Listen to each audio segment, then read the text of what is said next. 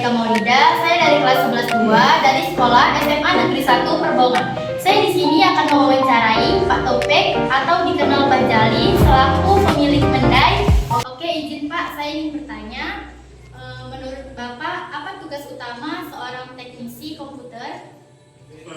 Pada umumnya tugas seorang teknisi komputer pertama memberikan pelayanan terbaik. Jadi apabila datang konsumen ingin memperbaiki servis peralatan yang berkaitan dengan komputer, kita harus menjaga kualitas kepuasan konsumen agar kedepannya mereka merasa terpuaskan dengan servis dari kita. Juga kita akan mengedukasi bagaimana para konsumen dalam menggunakan komputer agar kedepannya komputernya tetap awet dan optimal. Oke, baik. Pertanyaan kedua, bagaimana cara merawat komputer agar tetap awet? Oke, terkait merawat komputer, yang utama kita harus paham bagaimana cara menggunakan komputer.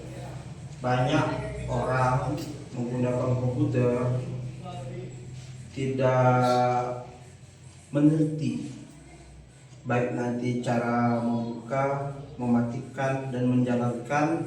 Mereka hanya terfokus begitu buka, jalankan program, lipat simpan, tanpa memperhatikan bagaimana proses mesin saat bekerja dalam menghidupkan komputer. Harusnya dia perlu aturan sehingga komputer tersebut dapat berjalan optimal. Oke, baik. Pertanyaan ketiga, apa penyebab komputer menjadi lambat? Oke, biasanya penyebab komputer itu menjadi melambat disebabkan yang pertama tuh virus. Jadi terkadang sering kita colok cabut flash disk tanpa men-scan atau menanamkan antivirus pada perangkat kita sehingga menyebabkan komputer itu lambat. Lalu faktor kedua, dengan kemajuan zaman sekarang atau era digital, komputer itu di-upgrade baik nanti itu penyimpanan, prosesor, yang mana kalau komputer-komputer sebelumnya itu dia sudah tertinggal pada zamannya, sehingga ya yang namanya kita menggunakan perangkat elektronik harus menyesuaikan dengan keadaan atau mengikuti dengan updatean di zaman sekarang, sehingga ketika kita buka program-program yang pada saat ini komputer itu support, salah satunya itu, lalu membuat komputer itu panas karena kurang perawatan. Biasanya pada komputer itu ada namanya prosesor.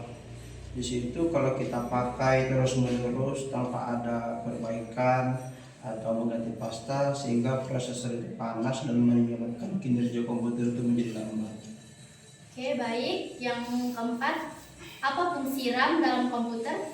RAM itu merupakan tempat penyimpanan, yang mana saat kita mengoperasikan komputer, kita mendownload atau membuka sebuah lembar kerja.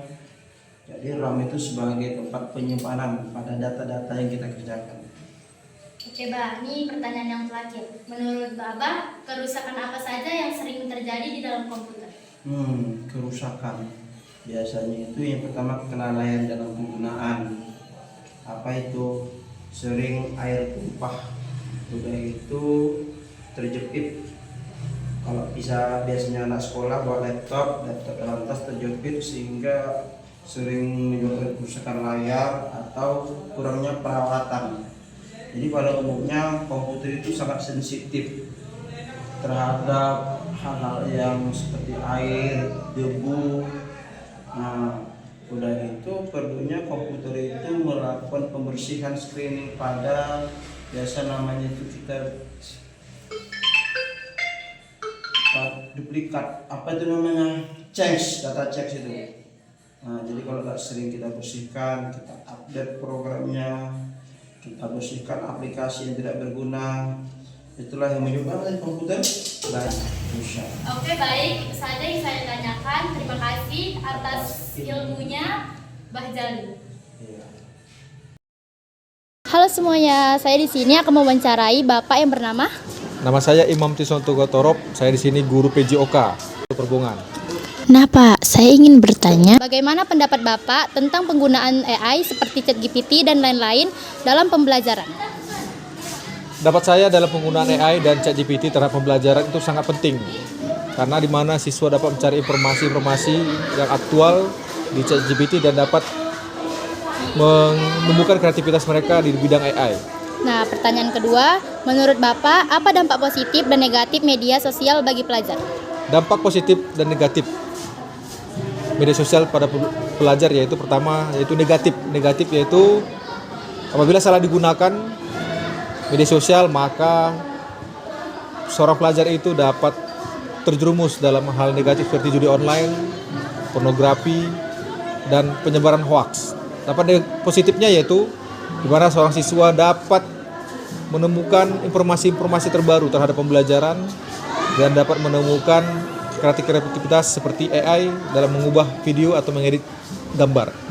Nah, yang ketiga, menurut Bapak, bagaimana perkembangan teknologi memengaruhi dunia pendidikan bagi pelajar? Perkembangan teknologi sangat berpengaruh terhadap pendidikan, apalagi dunia pelajar, terutama dalam hal pembelajaran, karena pembelajaran sekarang itu didukung oleh teknologi. Jadi sangat berpengaruh terhadap pembelajaran, terutama dalam pembelajaran yang ada di sekolah, dalam hal pembuatan video, dalam hal tugas-tugas terkait informatika, terkait teknologi, mungkin sangat pengaruh terhadap pembelajaran. Nah, yang keempat, menurut Bapak, bagaimana cara menghindari kecanduan main handphone? bagi pelajar, Cara menghindari kecanduan bermain HP, handphone, yaitu dapat dibatasi, yaitu dengan mungkin di hari Senin sampai hari Jumat, siswa itu tidak dapat menggunakan HP di rumah. Hari Sabtu Minggu mungkin dapat menggunakan HP di rumah. Nah, yang terakhir Pak, bagaimana cara meningkatkan minat siswa terhadap pembelajaran informatika? Cara meningkatkan minat siswa terhadap pembelajaran informatika itu dengan memperbanyak praktek dibandingkan teori. Jadi lebih banyak menggunakan laptop, menggunakan aplikasi-aplikasi dibandingkan teori yang harus mencatat. Mungkin seperti itu aja. Oke Pak, terima kasih. Wawancara dari saya, terima kasih.